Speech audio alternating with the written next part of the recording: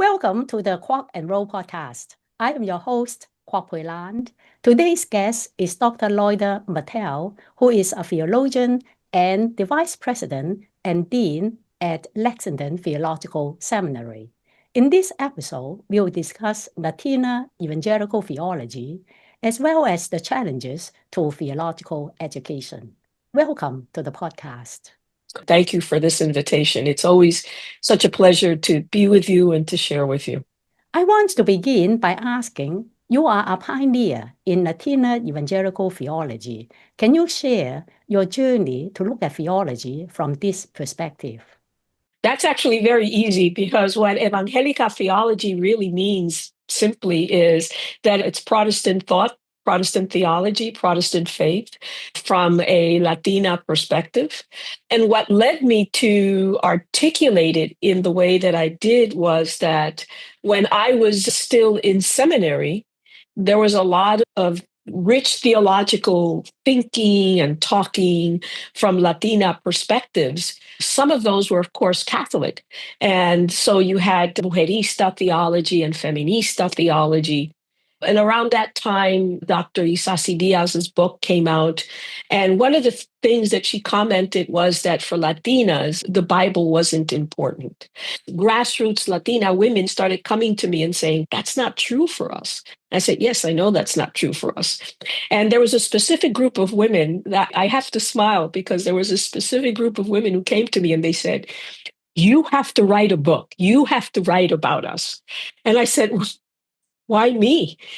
And they said, you have to write about us. And I put it on a sort of a burden in my heart and in my spirit. And I thought, okay, so let me write about us. Let me write about my experience. That not necessarily I have to be representative, but let me write about my experience as a woman of faith who grew up in Puerto Rico in the Protestant church. I was raised in the Protestant church. I'm the daughter of a pastor. I'm the daughter of church leaders. And so what does that mean for me? What does faith mean for me? Why did I go from veterinary medicine, where I was relatively successful, into ministry? Why did I take that faith journey? And so I started writing about these things. But at the same time, what I wanted to really do was give honor and recognition to these very nameless number of women who had instilled faith in me, who had taught me how to read Bible, who had taught me to honor Jesus Christ and to honor the church and to honor ministry in very particular kinds of ways. And because I didn't think that the academy was really doing that. There, as I read books, as I read theology, as I read art, as I read all these things, there really wasn't a voice that I would resonate with and say, okay, that's me, that's my experience there. And so I started writing about these things in my papers, but then also led me to start publishing this. And that's really where that started back, I believe, in as far back as 1988 or something like that. I wrote a book that was about praising voices, praising gifts. And really, what I was trying to do was write about evangelical theology and the women that had raised me in the faith and the people who had raised me in the faith. And then in some conference, I said something and somebody came to me and they said, oh, you're a feminista. And I said, no, not exactly. And they said, yes, you are. Yes, you are. And I said, I need to name myself. I need to name my journey. I need to name who I am, because if I don't, somebody's going to superimpose a name on me. And when somebody superimposes a name on you, that's an act of power. And I really got inspired to start writing and to define what I meant by evangelical theology, right? It's not evangelical.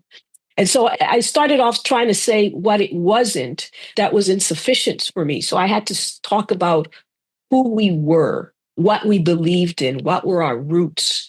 And in a way, that was a lot of fun. And finally, that sort of led to the book, Latina Evangelica, Doing Theology from the Margins. It has been several decades since you first began. Can you share with us what are the new developments or newer voices? There's such a dearth of us still in the academy that I'm not sure that there's that many who are at least publishing. I can tell you that Elizabeth Conde Frazier and I have encouraged younger voices to find their voice. For the longest time, for almost a decade, we were gathering, especially during the years of the pandemic, we were gathering with Latina evangelicas and just encouraging them to write and asking critical questions. What does wisdom mean for Latinas, for example? What does faith mean for Latinas? What does survival mean for Latinas? And just asking these very critical questions and trying to encourage them to write. And I continue to do that. And especially as a dean now, I continue to try to find spaces for them to teach and to find their voices. So I hope to find further writings from them, and hopefully to find books from them. And once I retire, one of my hopes is to write a follow-up book to Latina evangelicas and to invite others to contribute to that resource.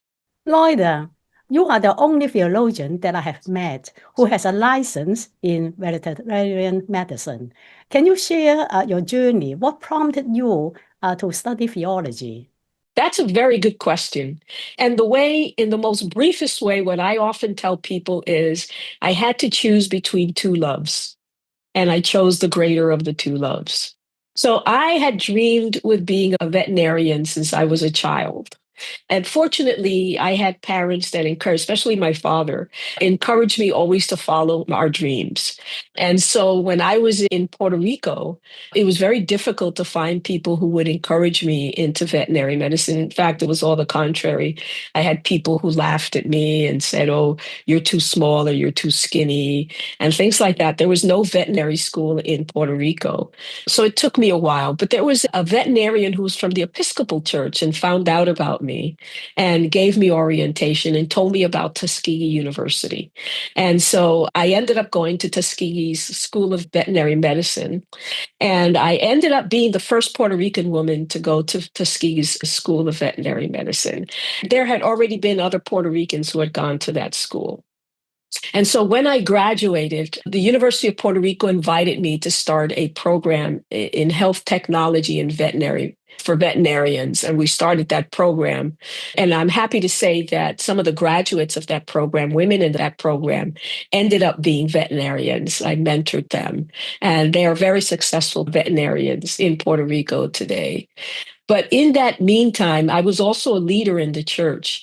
And there started being a hunger in me. There was a sense that there was more for me to do than just be a youth counselor. I founded the first young adult group in my church. I was a Sunday school teacher. I was a counselor. I did so many things. And yet there was a sense that there was more that I was supposed to be doing. In conjunction with a cloud of witness of people who help you along, I finally began to discern that God was calling me to something more. But I also understood that something more implied that I had to leave the actual practice of veterinary medicine. And I also had to leave the island of Puerto Rico. And that's why I say I had two great loves, and I had to choose which of those two great loves I had to choose. And so people sometimes think I left veterinary medicine because I was tired of it. And that was far from the case. I love veterinary medicine. And even as I'm in theology and I go to conferences and I teach and I develop my art and my skills as a theologian, I still retain my licenses in veterinary medicine. I still go to conferences. I still speak with my colleagues. But I knew that I couldn't maintain both. I tried to maintain both, but they're both demanding. It's like having two lovers. They're both demanding, and I couldn't do both. So I finally chose the greater love and went fully into seminary and got ordained and pastored for almost 15 years in New York City. And still there was a sense that there was more. And so the more was that God was calling me into theological education. So I went to Fordham University where I got my PhD. And so my friends kidding around sometimes call me doctor, because of the veterinary side and the theology side. And even then there was still more. I thought I was just going to teach. I enjoyed the classroom. I loved the classroom. I loved my students. And still there was more. And then God called me here to Lexington Theological Seminary to be vice president of academic affairs and dean, where I've been here for 8 years. So it's been a long trajectory. It's been a wonderful trajectory. I think I'm a blessed person because I've gotten to do all the things that I really love to do all the time. And that's an amazing thing to say. It is really a blessing. And as you are about to retire from your position from Lexington Theological Seminary, can you reflect on what are the challenges of theological education? I know that your school has a pathway program that helps to provide theological education to the underserved community. I think there are many challenges to theological education. Theological education has been challenged since the 1980s to serve underserved communities. And I think there are moments in which it understands what that calling is and it tinkers. But there's the central piece of it. I think theological education has often been called to a conversion and to do things very differently. And there's ways in which it has and it hasn't. And I think since the pandemic, especially, it really was called to change drastically in many ways. And I don't know that theological education was entirely prepared for such drastic changes. And so I think in theological education, it's still asking the question, who are we? And what are we supposed to do? There are ways in which it's still tied to that Schleiermacher understanding of what theological education is, right? It's still these silos. It's still talking about the intellectual side of it, theology and Bible, and then there's the practical side of it. It's still talking in these very siloed understandings. And it hasn't been able to let go of some of those roots because there's centuries of it. And I think that as long as it continues to stay with those paradigms, theological education will continue to face these challenges. What does it really mean to be accessible? Right? I think that's the question it really has to answer. And we are talking here about making it accessible to people who don't go through academia in traditional ways. But even as we're having those conversations, people are still talking about rubrics in traditional ways. Right? When I talk about experiential learning, people want to still measure experiential learning of these. How do we know through books? There's still that comparison that somehow knowing through books is better learning than experiential learning. There's still that qualitative.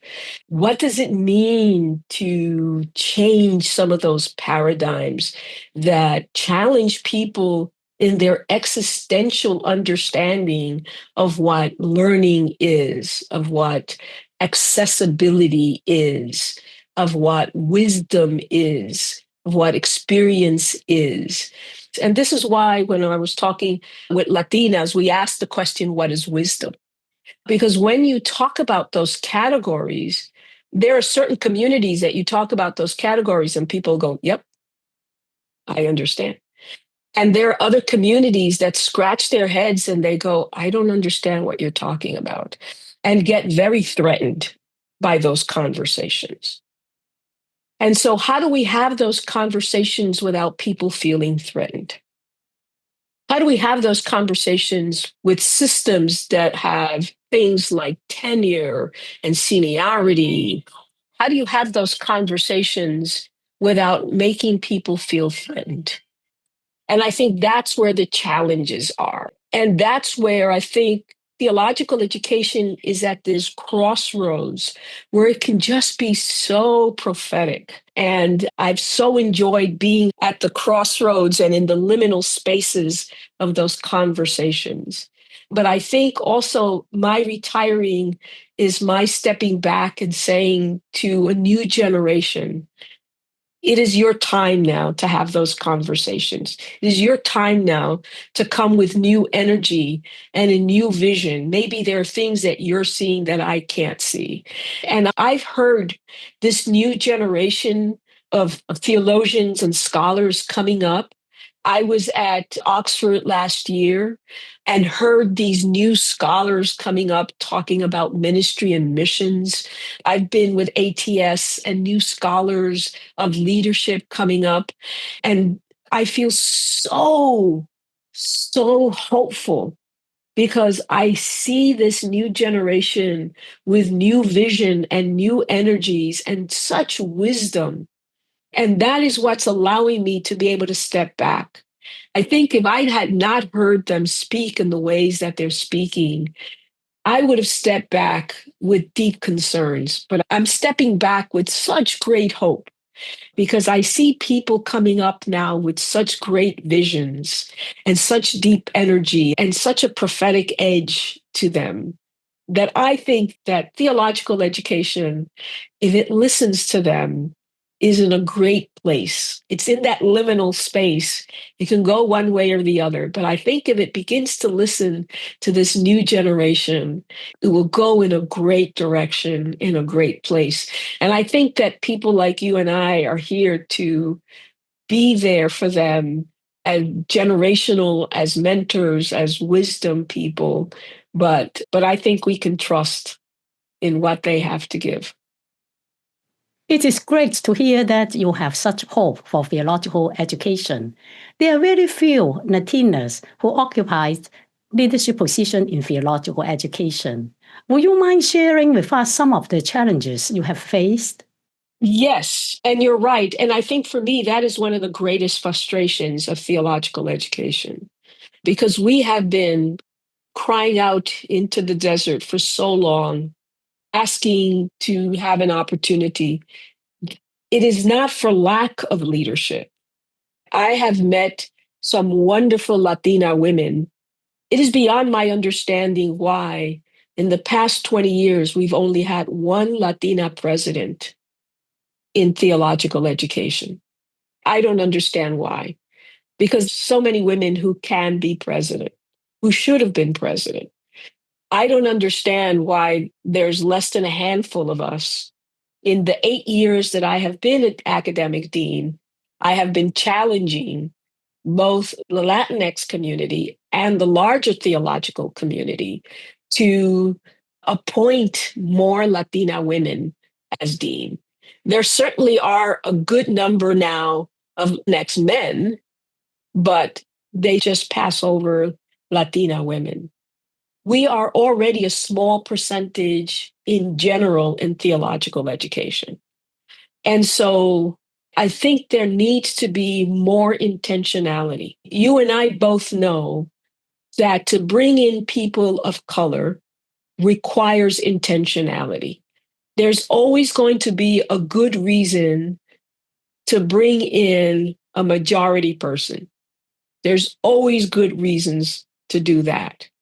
But to bring in an underserved community, to bring in people of color, and especially to bring in a Latina, there has to be intentionality. I can tell you of all the times that I was just not even seen. And that's the key thing. We're not even seen. I was in an institution where I was the highest ranking faculty person and I had tons of experience. But every time there was a vacancy for an interim dean, I was never asked. I wasn't even considered. I wasn't even seen. What does it take to see us is the question, because we're not even seen. There are those of us who are never invited, but the person who is invited then turns to us for wisdom and guidance and to do the work of deanship in support of the dean. And we do it gladly, we do it joyfully, because we're not in this for titles. We are in this as a calling and as a vocation, which is why we do it with such joy. But It is time for theological education to start seeing us and to hear us. And we are not seen and we are not heard. And that is the greatest challenge. Yes, indeed. What you said is so true. That is, we must be seen and recognized as potential leaders in theological schools or in churches and other sectors. Now, I Yes. want to ask, how do you combine your roles as both a priest and also an academic? It is not easy. You just said that you had also pastored churches along Yes. teaching and researching. Once I got full time into theological education, of course, I had to stop the pastoring part. For a while, I was doing both. And it is difficult, and I did it with great joy.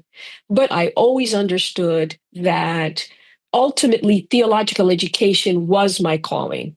And I've often told people that the classroom was my parish. So when I left the actual pastoring of churches, I didn't feel like I was leaving the pastorate. I always understood that I was going into a different kind of pastorate, that the pastorate was the classroom. But I'm very grateful for the years of pastoring that I did, because I think that it impacted the kind of teaching that I did, the kind of teacher that I was. And I think it has impacted the kind of dean that I am. There's always this pastoral aspect to me that I don't think would have been there had I not had the years of pastorate that I had, particularly in New York City. It also helped that I was raised in the church. And so there was always these leadership aspects for being raised in the church. I had pastors, especially in Puerto Rico, there was a pastor who, if the young people were hanging out in the parking lot, and he would be on his way out, he'd just grab one of us. And so it could be to the hospital or to a funeral, or it could be any place. And so it was a normative for us to know how to deal with sick people in the hospital, or to pray for people in a funeral, or to know how to say words of comfort in a funeral. So by the time I got into the pastorate, those kinds of things were normative for me. But certainly, there has to be a pastoral aspect to being a dean. I'm no longer in the classroom, so it's not the classroom that's my parish. Now it's the institution as a whole that's my parish. And so there are certain ways that I approach certain things. If there's a death in the faculty, if there's a death among the students, if there's a crisis among those students, if there's a conflict, there are certain ways that you approach those things that having the experience and the wisdom of the pastorate informs how you approach those things. As a leader with such a distinguished career and about to retire, what would your advice be to those younger persons who are thinking of serving the church or studying theology? I will say something that my predecessor here at LTS told me, which I find very true in everything that we do. When I first came to LTS, he had been a dean for 6 years. And for me, that just seemed like an impossible goal. And I said to him, how do you know that I'm going to last here? How do you know that after 2 years, I don't get kicked out or fail in this endeavor? And he said something very wise. His name was Richard Weiss. Dr. Weiss passed away in 2021. But he had been a dean here for 6 years. And overall, he had been a dean for 25 years. And so he said to me, if you come here for the title, I agree, you won't last here 2 years. But if you come here because you have a calling, because it's a vocation, you will last here. I would say to anyone who's entering any aspect of ministry, whether it's the pastorate or it's academia, if it's research, if it's administration. My mother was a secretary. Whatever you do, if it's veterinary medicine, whatever you do, if it's a gardener, Whatever you do, if you approach it as a calling, as a vocation, you will be blessed. My favorite passage in the Bible is the passage about the sower of the seed. And it starts off saying, a sower went out to sow. And it's always, everybody focuses on that parable. Everybody focuses on the seed. That parable is not about the seed. It's about a sower. He doesn't have a PhD. He's not an expert. What made him a sower that he was given seeds to sow. And he went out to sow seeds. And it wasn't perfect, but he did what he did and he brought fruit. And so that's what we're called to do. Wherever we are, we're given seed and we're sent out to, and some of us are sent out to sow as professors, and some of us are sent out to sow as teachers, and some of us are sent out to sow literally because we're gardening, and some of us are sent out to sow at the supermarket, and some of us are sent out to sow as administrators. A sower went out to sow. And we can do it grumbling and say, oh my gosh, I got all this work and it's raining and it's hot and I'm itchy and I don't want to do this. And others just go out and it's a joy because we were called to do this. And I think that's why I've enjoyed every single thing I've done, because I know somehow deep down that I was called to do these things by God. And I've not been perfect. And there have been hard times. There have been good times. But ultimately, I can look back on my life and say, I'm not going to regret any of it because all of it has redounded in blessings, at least for me. And I've enjoyed every single minute of it. Thank you very much for your leadership and ministry and for such wise words. And thank you for joining the podcast today. Please support the Quack and Roll podcast by clicking like, comment, and subscribe. I will see you in the next episode. Thank you for having me.